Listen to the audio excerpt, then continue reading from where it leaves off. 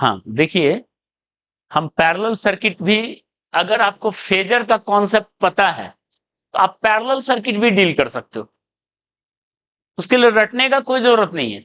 Series इतना important है, school exam competition के लिए याद होना चाहिए रिजल्ट। लेकिन अगर आपको फेजर का आइडिया है तो पैरेलल भी निकाल सकते हो, जैसे हम एक एलआर को पैरेलल में बताते हैं। ठीक है, देखिए ये है एलआर सर्किट, ध्यान दो, ये एल है, ये आर है, और इसके ये दोनों पैरेलल में एक सोर्स ई नॉट से लगा हुआ है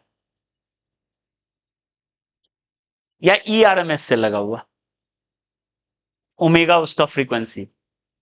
ठीक है, आपको निकालना है इसमें जेड का क्या वैल्यू है। वहां क्या होता था, R square plus XL square, एकदम याद होना चाहिए रिजल्ट। ठीक है, पैरेलल स्कूल बुक में नहीं है लेकिन कॉम्पिटिशन में आ सकता है, और पैरेलल आया है क्वेश्चन कई बार, वो बताते हैं अभी कौन सा क्वेश्चन आया है। बस एक ये पैरेलल समझ लो, आप सीआर घर पे खुद ट्राई करना। जेड क्या है, करंट का आरएमएस वैल्यू कितना होगा और कितना का डिफरेंस होगा, डेल। समझ में आ रहा है, जेड पता चलेगा तो ई आरएमएस में जेड हो गया ई आरएमएस। ठीक है, वहां Z R square plus XL square, यहां क्या है वो निकालेंगे। ओके, वहां पे डेल का वैल्यू क्या है, tan inverse XL by R, voltage lead करता है, यहां कौन, यहां भी वोल्टेज ही लीड करेगा क्योंकि इंडक्टर है, लेकिन है कितना वैल्यू। तो देखो कैसे करेंगे, ध्यान दो, एक बार कॉन्सेप्ट समझ लो, आप क्लियर समझ लो। वहां पे क्या मेन फिगर लिए थे, करंट लिए थे, करंट सब में सेम था तो पहले करंट दिखा दिए। यहां सब में क्या सेम, वोल्टेज, तो आप वोल्टेज पहले दिखा दो, ई नॉट ई आरएमएस दिखा दिए। ओके, यही इंडक्टर में भी वोल्टेज है, यही रेसिस्टर में भी वोल्टेज है, ये इंडक्टर में भी है और यही रेसिस्टर में भी है, ई।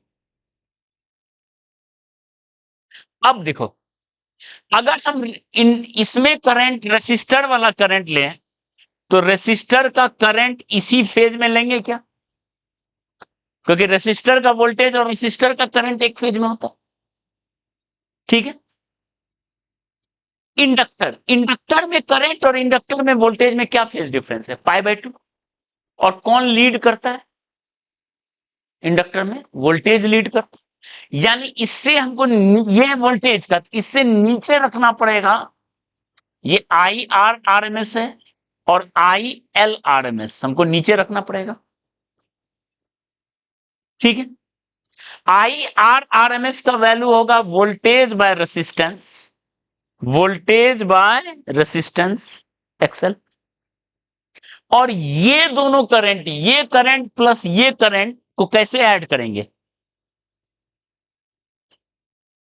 आई आर एम एस, यानी आई आर एम एस जो होगा, ध्यान दो, होगा ये स्क्वायर प्लस ये स्क्वायर, वहां वोल्टेज ऐड हुआ था यहां करंट ऐड होगा फेजर से, ये स्क्वायर हो गया E R M S square by R square plus E R M S square by XL square. ठीक है, तो यहां से I R M S equal to क्या लिखेंगे, ई आर एम एस, अगर रूट ले लिए तो root over 1/r² plus 1/xl²। इसको अगर सॉल्व करें ई आर एम एस, और ये क्या मिलेगा देखो तो, root over r² plus XL² ऊपर मिलेगा लेकिन नीचे मिलेगा XL इंटू आर, यानी Z का जो वैल्यू है, Z इक्वल टू मिला, ये है Z XL r² प्लस, वहां सिर्फ ये था, यहां ये रिजल्ट है जेड का, अब करके देख लो, E R M S by Z, X L R by this. Clear है, ओके। और बताओ, ये है करंट, ये है वोल्टेज, करंट लैग कर रहा है, करंट लैग कर रहा है, टेन डेल क्या लिखेंगे, डायग्राम देख के बताओ, I L R M S by tan del, I L R M S लिखेंगे, E R M S by X L, E R M S by R. तो बताओ यहां उल्टा रिजल्ट है, R by X L, tan inverse R by, और I lags E. Clear है? तो आप होमवर्क ट्राई कीजिएगा, डू द एनालिसिस ऑफ, ये लीजिए ये लीजिए, do the analysis of C R circuit, do the analysis of parallel CR circuit.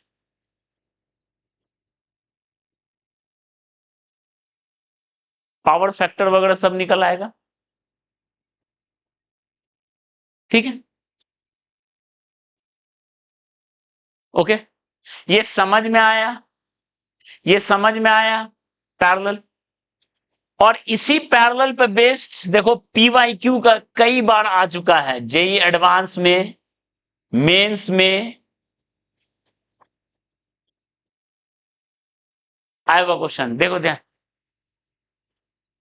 हाँ, अभी हम देंगे क्वेश्चन पीवाईक्यू का। ये पीवाईक्यू का क्वेश्चन है, देखो क्या है, ऐसा दे दिया पैरेलल में, ध्यान दो, ध्यान देते हैं।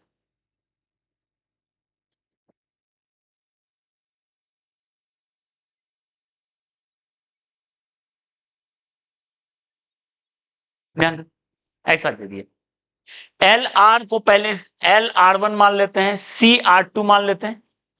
ठीक है, एक सोर्स लिख दिया E R M S omega, पूछा जाएगा भाई जेड कितना है, आई आर एम एस कितना है, डेल कितना है।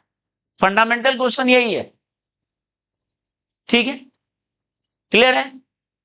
तो यहां देखो ऊपर में एल आर है सीरीज, यानी ऐसा कहानी है, इधर ध्यान दो सबको,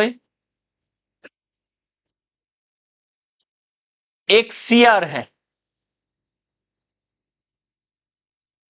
और ये दोनों को ऐड हो गई है। ठीक है, इसका रिजल्ट हम जानते हैं, Z1 इक्वल टू होता है क्या, XL square plus R1 square. इसका रिजल्ट हम लोग जानते हैं क्या होता है, एक्सी स्क्वायर प्लस, यहां del one tan inverse XL by R1, यहां del two tan inverse XC by R2 series. यहां कौन लीड करता है, आई लीड्स ई। मतलब अगर ई आर एम एस लिखें, इसमें मान लेते हैं आई टू नाम लेते हैं, इसमें करंट आई टू मान लेते हैं, इसमें करंट आई टू है, इसमें करंट आई वन है, तो I two R M S, I two leads E, और उसमें आई वन है तो आई वन लैग्स ई। ये समझ में आ रहा है ना, उसमें लैग करता है, इसमें लीड करता है। इंडिविजुअल सर्किट पहले ये समझ लो, ये पढ़ चुके हैं। ओके, आई वन का आरएमएस वैल्यू क्या लिखेंगे, E R M S by Z one, और आई टू का आरएमएस वैल्यू क्या लिखेंगे, E R M S by Z two. ये हम सी आर और एल आर देख चुके हैं अभी just, tan inverse XL by R, tan inverse XC by R, Z का वैल्यू इतना, पीक वैल्यू आरएमएस वैल्यू ये। अब सवाल है ये दोनों करंट मिल के, ध्यान दो, ये करंट और ये करंट मिल के अब हमको नेट करंट निकालना है। ये करंट और ये करंट मिलके हमको नेट करंट निकालना, यानी आई इक्वल टू होगा I one plus I two, होगा I one plus I two. ये इंस्टेंटेनियस वैल्यू है, इंस्टेंटेनियस वैल्यू एकदम राइट है, कोई दिक्कत नहीं है। लेकिन I R M S equal to I one R M S plus I two R M S लिखेंगे, क्या ये सही है, नो, ये गलत हो गया। आरएमएस वैल्यू ऐसे ऐड नहीं होगा, फेजर से होगा। ठीक है, तो वही निकालना है, क्या होगा, इसका वैल्यू पता है, इसका वैल्यू पता है, नेट वैल्यू क्या होगा, तो हमको फेजर देखना पड़ेगा। समझ में आता है, फेजर देखना पड़ेगा, फेजर का कॉन्सेप्ट क्लियर रहना चाहिए। तो बताओ कैसे सॉल्व करेंगे, दोनों सर्किट में वोल्टेज सेम है, तो वोल्टेज को हम ईआरएमएस दिखा दिए, ध्यान दो, वोल्टेज ईआरएमएस दिखा दी, दोनों में वोल्टेज सेम है। एक में करंट लीड कर रहा है I2, तो I2 ऊपर दिखाएंगे, ईआरएमएस बाय Z1 Z2 डेल 2 ऊपर दिखाएंगे, और एक में नीचे दिखाएंगे लैग कर रहा है I1 आरएमएस, क्या लिखेंगे ईआरएमएस बाय Z1 होगा। वोल्टेज वही है, दोनों में वोल्टेज वही है, एक में करंट लीड कर रहा है, एक में करंट लैग कर रहा है। ठीक है, ये बन गया फेजर। और ये दोनों करंट मतलब ये दोनों का वेक्टर एडिशन करना पड़ेगा हमको। मान लेते हैं इसका वेक्टर एडिशन ऐसा कर लेते हैं, डायग्राम थोड़ा सा और वो कर लेते हैं, डिपेंड करता है कौन लार्ज है कौन स्मॉल है। ठीक है, ये दोनों मिलके हो गया IRMS। ये डेल 1 एंगल है, दिख रहा है क्या, ये है IRMS।